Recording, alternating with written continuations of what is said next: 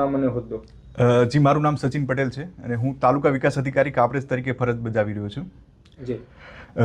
વિહાણ ગામના નિલેશભાઈ સુરેશભાઈ રાઠોડ દ્વારા વિહાણ સરપંચ બેઠક પર 2021ની ગ્રામ પંચાયતની ચૂંટણીમાં ચૂંટાયેલ શિલ્પાબેન દીપકભાઈ રાઠોડના જાતિ પ્રમાણપત્રની તપાસ કરવા વિજિલન્સ સેલને અરજી કરેલ હતી.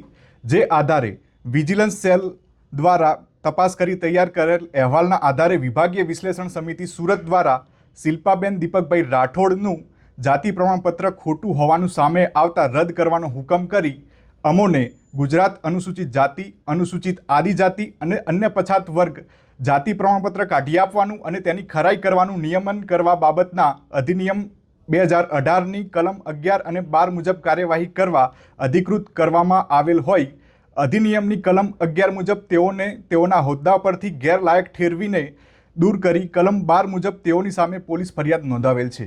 જી, પોલીસ ફરિયાદ કોના દ્વારા નોંધવામાં આવી છે? પોલીસ ફરિયાદ હોદ્દાની રૂએ મારા દ્વારા જ નોંધાવવામાં આવેલ છે.